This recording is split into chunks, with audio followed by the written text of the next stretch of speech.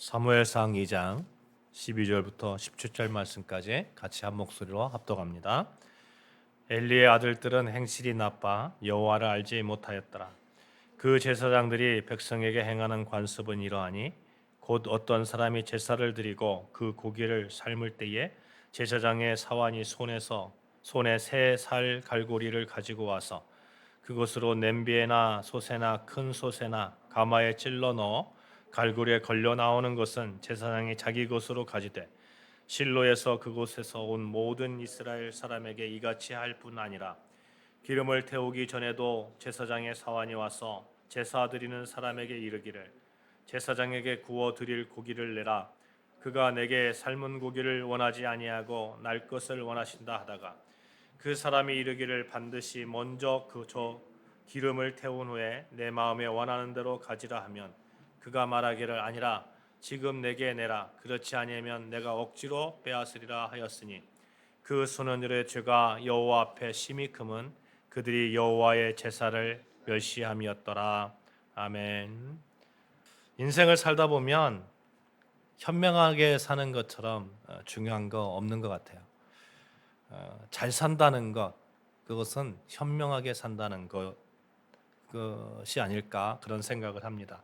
왜냐하면 현명이라는 것은 한다는 것은 옳은 길을 가게 한다라는 거잖아요. 그러니까 옳은 길을 가게 하는 현명을 우리가 이렇게 가지고 살아야 되는 거죠. 오늘 말씀을 통해서 현명한 사람으로 믿음의 승리자들 다 되시기를 주님의 이름으로 축복합니다. 네, 현명하다는 것은 사리에 박다는 이야기입니다. 사리에 박다. 무엇이 옳고 무엇이 그른지 안다는 것이죠. 그래서 현명하게 처신하는 능력을 가지게 되는 거죠. 단순한 지식이 아니라 상황을 정확하게 판단하고 적절한 행동을 선택하게 한다는 거예요. 여러분, 그리스도인은 예수 그리스도를 믿는 여러분과 저는 적절한 선택이 있습니다. 그리스도인들만이 가질 수 있는 적절한 선택이 있어요. 그 적절한 선택 가운데 적절한 행동을 해야 되는 거예요. 이게 예수 믿는 사람들의 현명입니다. 지혜롭게 사는 방법이에요. 그러면 우리가 믿음의 지혜를 따라서 살려면 어떻게 해야 될까요?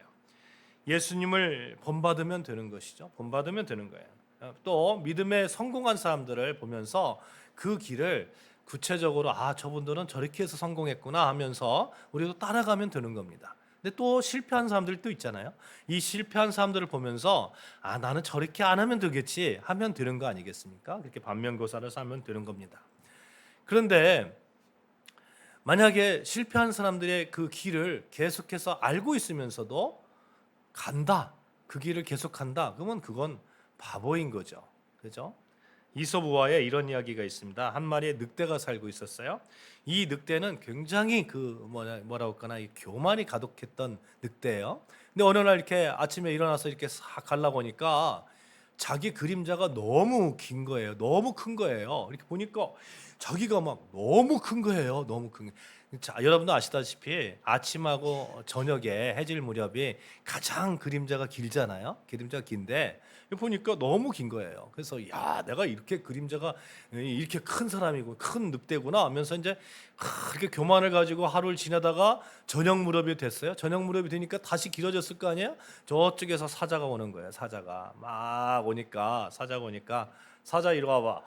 이리 와봐. 야, 네가 왕이야? 야, 한번 내 몸집 한번 봐봐. 어떻게 됐겠어요? 사자한테 잡혀 먹혔죠. 그런 일이 비일비재하게 많은 거예요. 그러니까 하루는 어떤 원숭이가 막 짐승들을 모아놓고 내가 분석을 해보니까 이유가 있더라. 이유가 그렇게 이 시간대가 되면 막 죽어가는 그런 동물들이 많은 이유가 있더라. 보니까 이러이러한 것 때문에 그렇더라. 그러니까 그림자를 보고 그 허파에 바람이 들어가가지고 다 죽었더라. 우리 조심하자. 이런 원숭이가 그런 말을 한 거죠. 여러분, 정말로 우리는 정말 실패한 사람을 보면서 실패한 믿음의 사람들을 보면서 그 길로 가지 말아야 되는 거예요. 또 한편으로는 성공한 사람들을 보면서 그 길로 가야 되는 것이죠. 사랑하는 여러분, 여러분과 저 늘 그렇게 하나님의 자녀로서 지혜롭게 현명한 그런 삶을 사시기를 주님의 이름으로 축복합니다. 오늘 본문의 홈리와 비느하스를 살펴보면 그런 얘기가 나오는 거죠. 어떻게 하면 지혜롭게 살 수 있을까, 현명하게 살 수 있을까 하는 겁니다. 한마디로 홈리와 비느하스 여러분 잘 아시잖아요. 그러니까 하나님께 좀 겁없게 굴다가 죽은 사람입니다. 한마디로 까불다가 죽은 거죠. 그들은 하나님 앞에서 겁없이 산 사람입니다. 하나님을 경외하는 마음이 하나도 없었던 사람이에요. 하나님을 경외한다는 것은 그런 거잖아요. 경외한다는 것은 좀 두려워한다 이런 뜻이잖아요. 근데 하나님을 두려워하는 마음이 하나도 없는 거예요. 까부는 거예요. 하나님은 뭐 사랑의 하나님이니까, 하나님은 나를 사랑하니까, 나는 뭐 제사장이니까, 하나님은 나를 뭐 그냥 나를 사랑했으니까 제사장 만든 거지. 그러니까 나는 이렇게 행동해도 돼 하는 것이죠. 까부는 겁니다. 여러분 까분다는 말 아시죠? 옛날에 키 있잖아요. 키 위에다가 곡식 올려놓고 막 이렇게 막 열심히 이렇게 흔들면 이렇게 흔드는 것을 까부른다 그렇게 얘기하는, 까불다 이렇게 얘기하거든요. 그 의미는 이제 이게 키질을 하다 보면 금방 날아갈 것들이 생기는 거예요. 막 그렇죠. 막 이렇게 키질을 하다 보면 여러분 아시다시피 막 이렇게 날아가잖아요. 그리고 나중에 이제 거기에 알곡만 남잖아요. 알곡만 남잖아요. 까부는 거죠. 이렇게 함부로. 사람 중에도 이런 사람도 있습니다. 사람 중에도 또 까부는 사람이 있고 겁없이 행동하는 사람도 있고 또 믿음의 사람이라고 말하는 분들 중에서도 이렇게 겁없게 행동하는 분들이 분명히 있습니다. 결국 보면 그들은 하나님의 말씀을 깊이 묵상하지 않고 또 묵상하더라도 오해하는 것이고 말씀대로 살려고 하지 않는 것이고 얄팍한 삶의 어떤 지식들, 자신이 생각하는 것들, 자기 소견에 하나님의 말씀을 끼워 넣어서 그렇게 하나님의 말씀을 왜곡하고 그렇게 하다 보니까 하나님 앞에서 이렇게 겁없는 그런 행동들을 하게 되는 것이죠. 자기 신앙 생활을 이렇게 자기가 결정하는 거예요. 자기가 나는 하나님을 잘 믿고 있다. 나는 하나님의 사람이다. 나는 하나님의 사랑받는 사람. 분명히 여러분 우리는 하나님의 사랑받는 사람이죠. 그럼에도 불구하고 하나님의 사랑받는 사람으로서의 행동이 이렇게 있는 건데 하나님의 사랑만 받고 있다고 생각을 하는 거예요. 그러니 나는 어떠한 행동을 하더라도 하나님께서 용서해 주실 것이다. 이건 말도 안 되는 얘기죠. 로마서 10장 10절의 말씀에 보면 이런 말씀이 있어요. 사람이 마음으로 믿어 의에 이르고 입으로 신하여 구원에 이르느니라. 내가 입으로 신하니까 하나님 잘 믿고 있는 거야. 나는 믿는 거야. 이렇게 얘기를 하는 거죠. 그런데 여러분 보십시오. 우리가 얄팍한 지식이 어떤 것인지. 여러분 이 말씀을 로마서 때의 이 상황이 어떤 상황입니까?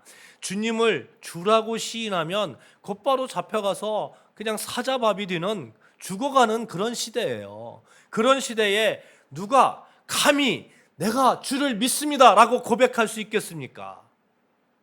주를 믿는다고 고백하는 것은 목숨을 걸고 하는 거예요. 목숨을 걸고 함부로 할 수는 없는 거예요. 그러니 성령의 힘이 아니고는 너희가 예수를 주로 시인할 수 없다 말하고 있는 거죠. 그 정도로 예수를 정말 주를 믿고 목숨까지 내어 걸고 주를 시인하는 그러한 시인, 그러한 그 믿음의 고백, 이 고백이 로마서 10장 10절인데 사람이 마음으로 믿어 의에 이르고 입으로 시인하여 구원에 이르니라. 나는 입으로 예수님 믿어요. 이러니 나는 구원받았어요. 너무 쉽게 생각하는 거 아닐까요? 물론 우리가 주를 고백한다는 이 자체가 성령께서 같이 우리의 마음을 움직여 주신 건 확실합니다만 그럼에도 불구하고 우리가 그렇게 시인할 때는 우리의 목숨까지도 예수를 위해서 주를 위해서 함께 하겠다 하는 그러한 결단들이 우리에게 있어야 된다는 그런 얘기죠. 사랑하는 여러분, 우리는 정말 이 시간 우리 자신을 이렇게 되돌아봤으면 좋겠습니다. 예수를 믿는다고 하면서 나의 신앙의 그 온도는 어느 정도인가? 나의 신앙은 어느 정도인가? 정말 나는 주로 고백하면서 그렇게 목숨을 내어놓을 수 있을까? 실제로 우리 한국 땅에 그렇게 주를 주로 고백하면서 죽어갔던 믿음의 선조들이 있을까요, 없을까요? 수없이 많습니다. 수없이 많습니다. 6.25 때도 그랬고요. 6.25 때도. 교회가 들어올 때도 그랬고.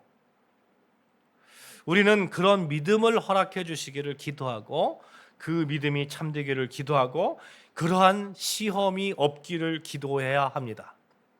여러분 만약에 정말 너 목숨을 걸어놓고 이슬람 땅에 가가지고 너 예수를 주로 시인하지 않으면 내가 살려줄게.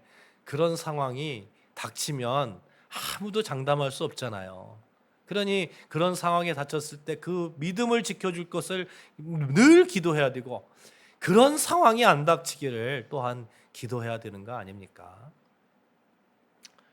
전도를 하다 보면 그런 분들이 많아요. 믿는데요. 그런데 실상을 바라보면 믿지 않는 것이죠. 도대체 뭘 믿는다고 말하는지 모르겠어요.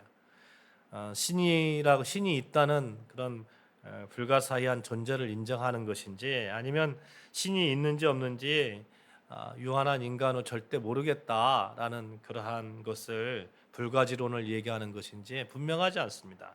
그런데 여러분과 저는 확실하게 믿는다고 고백할 때에는 예수 그리스도가 나를 구원해 주셨다는 그 믿음, 그 믿음으로 나는 새 생명을 살고 있다는 그 믿음, 그 믿음으로 나는 죽음까지도 절대로 예수를 배반하지 않겠다는 그 믿음의 결단, 이 결단이 여러분과 저의 입술을 통해서 매일매일 기도 가운데 나오시기를 주님의 이름으로 축복합니다.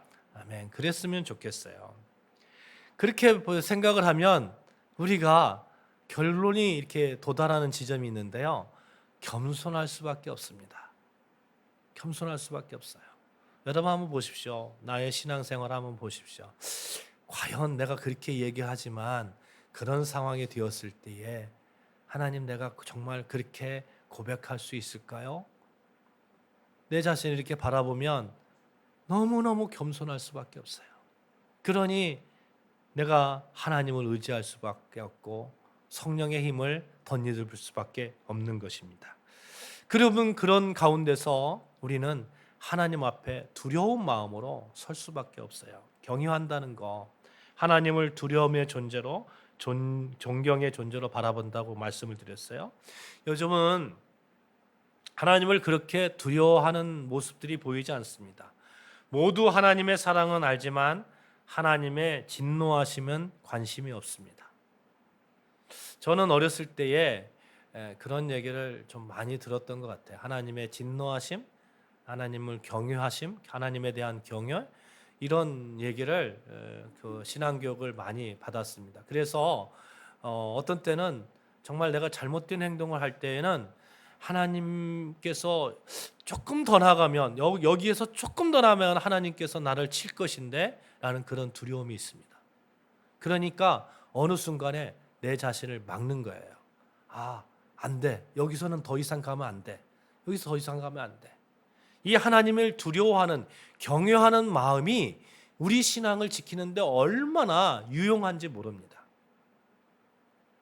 사랑하는 여러분, 하나님에 대한 경외하는, 두려워하는 그런 마음을 회복하시기를 주님의 이름으로 축복합니다.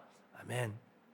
오늘 본문의 엘리의 아들들은 하나님을 알지만 잘못 알고 있었고 하나님을 믿었지만 잘못 믿고 있었고 그 결과가 참으로 비참합니다.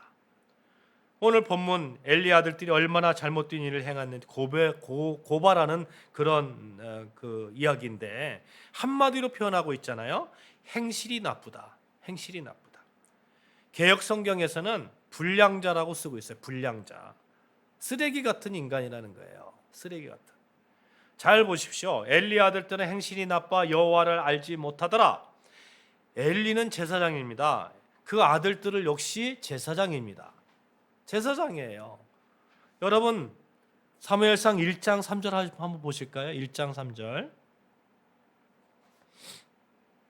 같이 봉독합니다. 1장 3절 시작. 이 사람이 매년 자기 성읍에서 나와서 실로에 올라가서 만군의 여호와께 예배하며 제사를 드렸는데 엘리의 두 아들 홈리와 비나스가 여호와의 제사장으로 거기에 있었더라. 여러분, 여호와의 제사장이라고 해요. 여호와의 제사장인데, 그런데 그들에 대해서 이야기합니다. 여호와를 알지 못하더라. 여호와를 알지 못하는 자가 제사장을 하고 있는 거예요. 그들이 단순히 여호와에 대한 지식이 없었다는 의미가 아닙니다. 그들이 제사장임에도 불구하고 살아계신 하나님을 두려워하지 아니하였다는 것이죠. 두려워하지 않으니 순종이라는 단어는 꺼내기도 어렵습니다. 그들은 하나님의 원칙을 따르지 않고 자기 마음대로 제사를 드리고 자기 마음대로 행하였습니다. 그러니 그 죄에 대해서 17절에 보시면 그들의 죄가 심히 커서 여호와 앞에 심히 크다, 이렇게 말씀하고 있습니다. 여호와 앞에 심히 크다. 제사장임에도 불구하고 여호와를 알지 못하고 여호와 앞에 심히 큰 그러한 죄인. 사랑하는 여러분, 우리는 하나님을 믿는 사람으로서 하나님을 잘 아는 여러분과 제가 되시기를 주님의 이름으로 축원합니다. 아멘. 잘 안다는 것 다른 것이 아닙니다. 하나님 말씀 앞에 서는 것이죠. 하나님이 하라고 하는 것 하는 거예요. 하나님이 하지 말라고 하는 것 안 하는 겁니다. 그리고 하나님 앞에서 늘 내 자신이 정말 우리가 행동을 보면 우리 행동은 하나님께서 하지 말라는 거 온전히 했습니까? 하나님께서 하지 말라는 거 온전히 했습니까? 하지 못했잖아요. 그러니 늘 겸손하게 하나님을 붙들면서 하나님 앞에 우리 자신을 내어놓고 용서를 빌면서 그렇게 겸손해 그렇게 하나님의 자녀로 서 있는 거 아닙니까? 엘리의 두 아들 홈리와 비느하스는 이것에 실패했습니다. 12절 말씀 볼까요? 엘리 아들들은 행실이 나빠 여호와를 알지 못하더라. 당시 제사장은 아무나 할 수 있는 거 아니었습니다. 엘리라는 사람은 이스라엘 제사장이에요. 제사장은 당시 이스라엘의 그 민족의 그런 그 민족을 이끌어가는 그런 핵심적인 그런 직책입니다. 핵심적인 왕이 없었던 시대잖아요. 핵심적인 직책이에요. 하나님께 제사 드리는 일이 이스라엘 민족의 핵심적 가치인데 그 일을 점담할 뿐 아니라 독점하고 있는 자입니다. 그 자가 제사장이에요.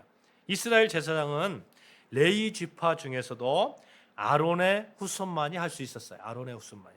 또 아론의 후손이라고 누구나 제사장이 될 수 있었던 거 아니에요. 아론의 후손 중에서 엘리 가문과 사독 가문 두 가문에서 제사장이 나왔습니다.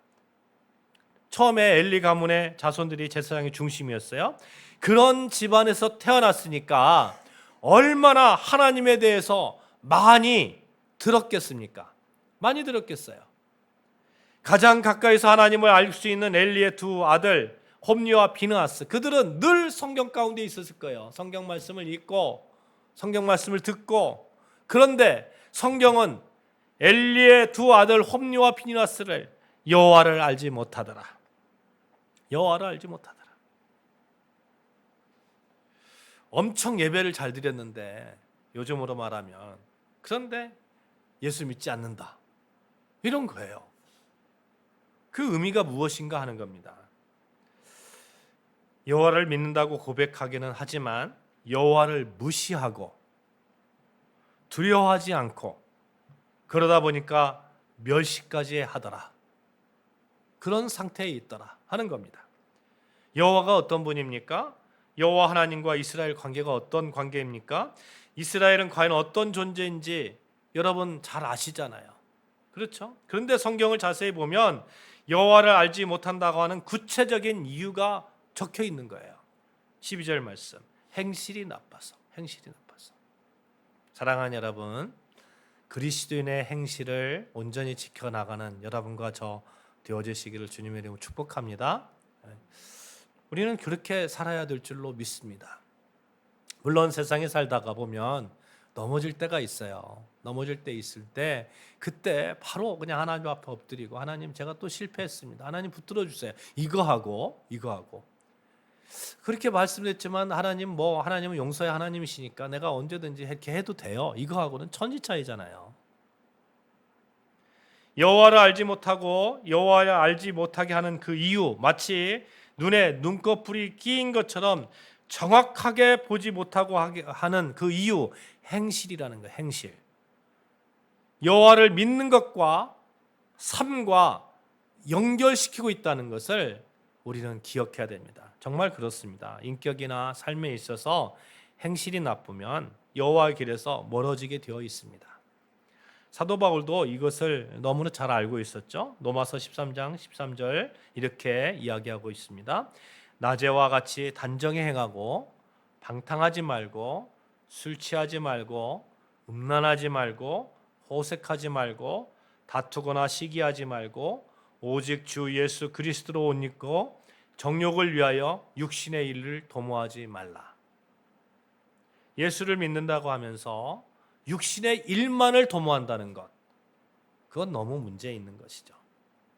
물론 우리가 육신의 몸을 입고 있기 때문에 육신의 일을 도모해야죠. 도모해야 되지만 육신의 일만을 도모한다는 것은 차원이 다른 문제입니다. 왜 그렇습니까? 사랑하는 여러분, 우리는 새 생명을 얻은 예수님의 자녀이기 때문에 그렇습니다. 그래서 우리는 정말 우리의 고백 가운데 있잖아요. 우리가 세례 가운데 떡과 잔을 나누면서 우리가 고백하는 건 뭡니까? 이제는 육신의 몸을 위해서 사는 것이 아니라 영의 몸을 위해서, 영의 떡을 마시고 영의 그 포도주를 마시는 자다라는 것을 우리가 고백하는 거 아닙니까? 그래서 우리는 늘 이렇게 예수 그리스도의 장성한 분량으로 그렇게 자라나려고 하는 그런 노력들이 여러분과 저의 삶 가운데 있어야 됩니다. 그 노력이 없으면 심각한 문제가 있는 것이죠. 어린아이가 잘하려고 하지 않는 거예요. 늘 부모의 사랑만 받으려고 하는 거예요. 그러면 문제가 있는 거잖아요. 어린아이는 자라나는 겁니다. 자라나는 거. 여러분, 그래도 저는 제가 뭐 자랑 같지는 않습니다만 이렇게 자라나려고 하는 그런 모습은 있어요. 내가 목사로서 좀 목사다워야 되지 하는 그런 마음은 있다고요. 홈리와 비느하스는 어느 정도까지 눈에 비닐이 씌었냐면 22절을 보시면 엘리가 매우 늙었더니 그의 아들들이 온 이스라엘에게 행한 모든 일과 회막문에서 수종드는 여인들과 동침하였음을 듣고, 이제 아버지가 늙었어요. 그러니까 아버지는 좀 그래도 괜찮은 제사장이잖아요. 괜찮잖아요. 아버지가 늙으니까 아들들이 이제 모든 그 회막 가운데서 수종드는 여인들과 동침하는 거예요. 그 얘기를 엘리가 듣는 거죠.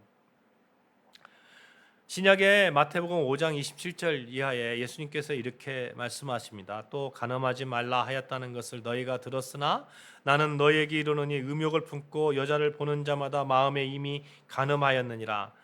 여러분, 간음의 문제에 있어서 장담하지 말라는 거예요. 장담하지 말라는 거예요. 다른 말로 해서 제가 누누이 말씀드리잖아요. 겸손하라는 거예요. 겸손하라는 거. 하나님 앞에서 겸손하라는 거예요.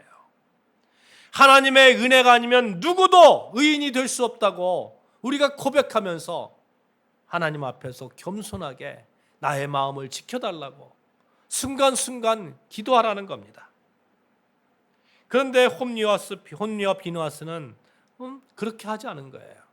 그냥 대놓고 얼마나 대놓고 했으면 이스라엘에 행한 모든 일과 회막문에서 수종드는 여인과 동침하였 것을 그냥 이스라엘 사람들이 다 알아가지고 엘리 제사장한테 가서 꼬질렀겠습니까? 그렇잖아요. 부모한테 자녀가 이렇게 했습니다. 이런 얘기를 함부로 얘기할 수 있습니까? 뭐 참다 못하니까 얘기하는 거 아니에요. 이들이 그 정도니까 이제 제사 드리는 것까지 이제 그 하나님의 말씀을 어깁니다. 13절 이하에 보면 홈리와 비느하스가 제사의 행위를 멸시하는 과정이 나오는데 레위기 7장, 8장, 9장에 분명히 제사장이 먹어도 되는 고기 부위와 이런 것들이 명시되어 있어요. 앞가슴과 우편 뒷다리는 제사를 드린 후에 먹을 수 있도록 하였습니다. 내가 이스라엘 자손의 화목 제물의 피와 기름을 드리는 자의 그 오른쪽 뒷다리를 자기의 소득으로 삼을 것이니라. 분명히 기록하고 있죠. 이것을 먹어라. 그럼에도 불구하고 엘리 아들들은 아무 부위든지 그냥 닥치는 대로 먹는 거예요. 하나님의 제사를 드리기 전에 드리기 전에 취해서 먹는, 갈고리를 찍어가지고 막 끄집어내는 겁니다. 끄집어내가지고 좋은 부위들 다 끄집어내서 자기가 먹는 거예요. 심지어 뭐 그냥 날고기도 빼앗아 먹는 거예요. 어차피 내가 먹을 건데, 이런 거죠. 어차피 내가 먹을 건데, 제사 드리고 나면 내가 먹을 건데, 내가 좀 좋은 거 부위 타기 전에 내가 이렇게 빼가지고 먹는다, 이런 거죠. 레위인에게 애초에 기업이 있습니까? 없습니까? 레위에게는 기업이 없죠. 이스라엘의 12지파 가운데 12지파에게 하나님께서 다 기업을 이렇게 주셨습니다. 이쪽 땅을 베냐민 지파가 가져라. 이쪽 땅은 뭐 유다 지파가 가져라. 이렇게 싹 이렇게 나눠줬는데 레위 지파에게는 그렇게 실질적으로 주지를 않았어요. 근데 이쪽 지파에 여기서 살아라, 이쪽 지파에 여기서 살아라, 이렇게 얘기한 거죠. 기업을 주지 않았습니다. 제사장에게 기업을 주지 않은 거예요. 이유가 있습니다. 이유는 뭐냐면 하나님의 긍휼과 은혜로 살아가고 있음을 알라는 거예요. 너의 제사장은 하나님의 은혜와 긍휼로 살아간다는 것을 만 백성에게 보여라 하는 겁니다. 보여라. 다른 말로 인해서 이스라엘 백성에게 너희는 하나님의 은혜와 긍휼로 살아가고 있음을 알라라는 것을 제사장을 보면서 보라는 거예요. 알라는 거예요. 그런데 제사장이 모델이 되어서 이스라엘 백성의 시청각 교육을 합니다. 하나님의 은혜가 아니면 만나와 메추라기 너희에게 없다 하는 것을 제사장을 통해서 이스라엘 백성들이 알게 하는 거죠. 그런데 이 홈리와 비느하스는 그렇게 하지 않은 거예요. 그냥 자기가 취하는 거예요. 자기 의지를 가지고 하는 겁니다. 다른 말로 표현해서 제사장이 너무 못 살아도 안 돼요. 그렇지 않습니까? 하나님의 은혜와 하나님의 그 긍휼로 살아가는데 너무 못 살면 하나님 믿으면 저렇게 사는구나, 이러면 안 되잖아요.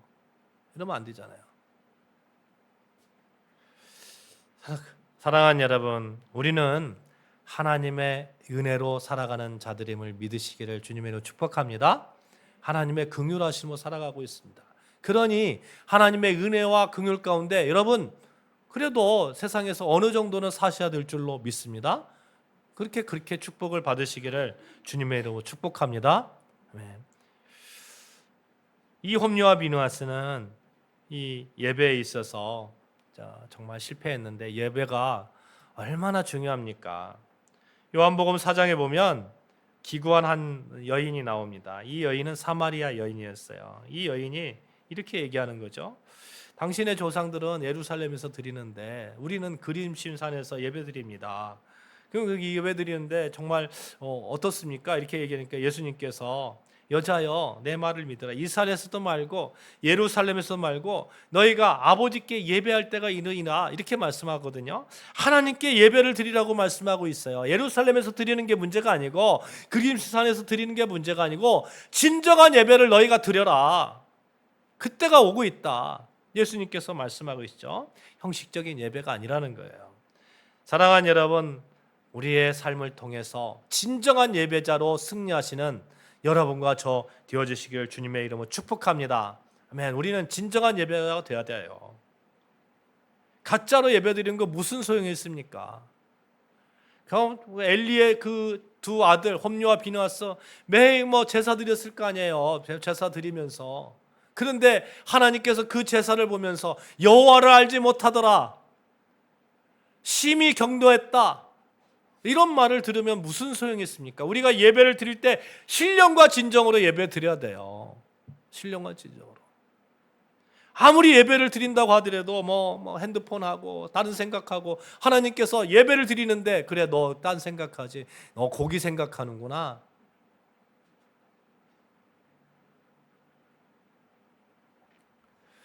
우리 아름다운 교회 성도들은 예배 가운데서만큼은 집중해서 예배를 드립시다. 그러면 정말 좋을 것 같아요. 목회자로서 행복할 것 같습니다. 로마서 12장 1절 말씀에 분명히 말씀하고 있습니다. 그러므로 형제들아 내가 하나님의 모든 자비하심으로 너희를 권하노니 너희 문을 하나님이 기뻐하시는 거룩한 산 제물로 드리라. 이는 너희가 드릴 영적 예배니라. 우리가 회복해야 될 진정한 예배는 우리 자신을 거룩한 제물로 드리는 예배 아닙니까? 예배의 회복이 있어야 될 줄로 믿습니다. 홈리와 비느하스 갈고리를 가지고 아무 고기나 건져 먹는 그런 예배. 만약에 우리가 예배 가운데 집중하지 못하면 갈고리를 가지고 그냥 그렇게 긁어내는 거 아니겠어요? 우리 생각하는 그거 가지고 온 거 아니겠습니까? 예배 시간에. 그래서 오늘 본문에서 우리에게 경고하고 있는 말씀이 있어요. 사무엘상 2장 30절 31절 말씀 같이 읽겠습니다. 30절 2장 30절 31절 말씀 같이 봉독합니다. 시작. 그러므로 이스라엘의 하나님 나 여호와가 말하노라. 내가 전에 내 집과 내 조상의 집이 내 앞에 영원히 행하리라 하였으나 이제 나 여호와가 말하노니 결단코 그렇게 하지 아니하리라. 나를 존중히 여기는 자를 내가 존중히 여기고 나를 멸시하는 자를 내가 경멸하리라. 보라, 내가 내 팔과 내 조상의 집 팔을 끊어 내 집에 노인이 하나도 없게 하는 날이 이를지라. 지금 하나님께서 뭐라고 말씀합니까? 내가 전에 내 집과 내 조상의 집이 내 앞에 영원히 행하리라 내가 하였지만 이제 결단코 그렇게 하지 않겠다는 거예요. 내가 너에게 축복을 해줬지만 이제 축복을 거두시겠다는 겁니다. 하나님께서 약속하신 것을 거두어 버리시겠다는 것. 이것처럼 불행한 것이 어디가 있습니까?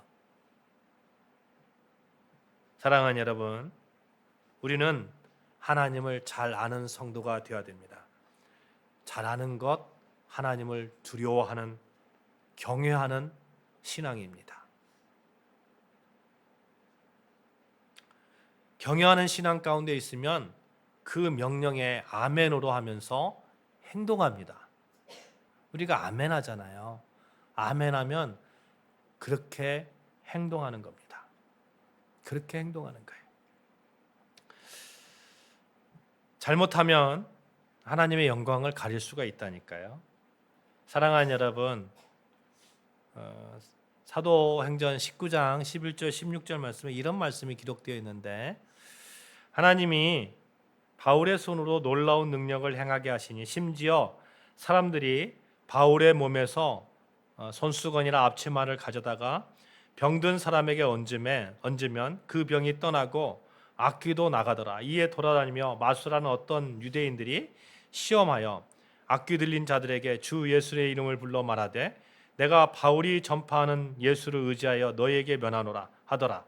유대 한 제사장 스게와와 7 아들도 이 일을 행하더니 악귀가 대답하여 이르되 내가 예수도 알고 바울도 알거니와 너희는 누구냐 하며 악귀 들린 사람이 그들에게 뛰어올라 눌러 이기니 그들이 상하여 벗은 몸으로 그 집에서 도망하는지라. 사도 바울이 에베소에 있는 두라누 서원에서 복음을 전하는데 희한한 일들이 발생하는 겁니다. 바울의 몸에서 손수건이나 앞치마를 가져다가 병든 사람 위에 이렇게 얹고 이렇게 하면 병이 낫는 거예요. 그러니까 이걸 본 그 사람들 스게와와 7 아들들이 흉내를 내는 겁니다. 어떻게 흉내를 내냐면 이렇게 흉내를 내는 거예요. 내가 바울이 전한 예수 이름으로 명하노니, 바울이 전한 예수 이름으로 명하노니 악귀야 물러가라. 그러니까 악귀가 뭐라고 하냐면 내가 바울도 알고 예수를 아는데 너는 대체 누구냐 하면서 그렇게 말한 사람 스게와와 7 아들 위에 탁 올라가가지고 그냥 몸을 짓누르니까 그 몸이 상하였다 이렇게 얘기하잖아요. 악귀가 질문할 수 있습니다. 너 대체 누구냐? 너 대체 누구냐? 사랑하는 여러분, 우리 이렇게 고백합시다. 나는 예수를 주로 고백하는 하나님의 자녀다. 시작. 나는 예수를 주로 고백하는 하나님의 자녀다. 나는 여호와를 경외하는 자이다. 시작. 나는 여호와를 경외하는 자이다. 나는 여호와 말씀 앞에서 행하는 자이다. 시작. 나는 여호와 말씀 앞에서 행하는 자이다. 사랑하는 여러분, 이 고백이 여러분과 저희 입술에서 떠나지 않기를 주님의 이름으로 축복합니다. 오늘 홈리와 비나스 두 명의 제사장을 통해서 우리가 하나님 앞에 정말 경외하는 마음으로 서야 함을 알게 하신 하나님께 영광과 찬양을 돌립니다. 사랑하는 여러분, 여호와를 경외하며 사십시다. 그것이 현명한 삶입니다. 기도하시겠습니다.